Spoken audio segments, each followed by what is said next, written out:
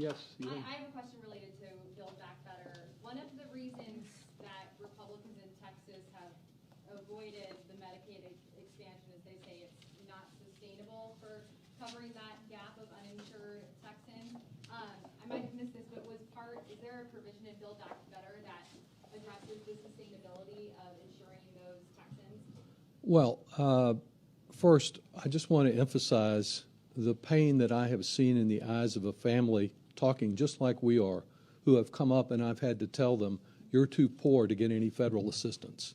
And that's what's happened here in Texas. 2 million of our neighbors who have not been able to get access to a family physician with any federal or state support because of ideological objections. The plan that Texas was originally offered would pay 100 cents on the dollar for about 3 years, and it would be scaled down gradually to over 7 to 90%.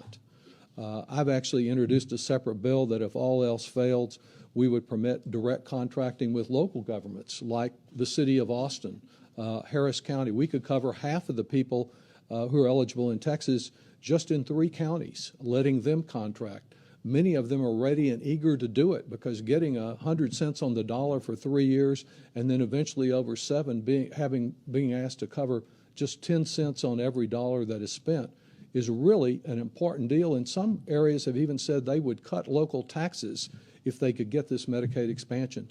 So I think the sustainability argument had nothing to do with economics or health care and everything to do with political ideology, as we've had one governor after another trying to compete to be the Trumpiest. Are there other? I think we're about there then. I would just close by saying, while it's understandable that after such a horrendous decision, questions of all of us would center in the need for action would be very apparent. But 1 week from today, those 2 million Texans who don't have access to a family physician will get an answer, I believe, from our committee. And the millions of seniors who cannot see well, cannot hear well, or cannot eat well will get some relief through better Medicare.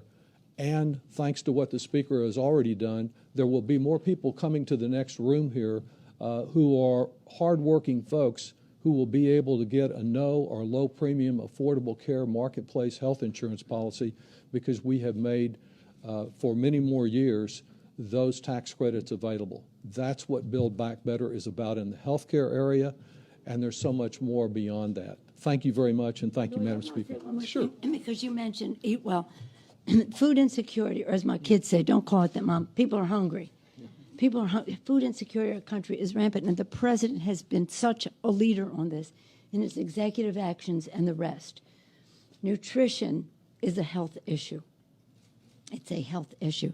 So in the totality of these packages, we're trying to address all of the needs of the American people, for the people. And I just would say, getting back to the decision, this is...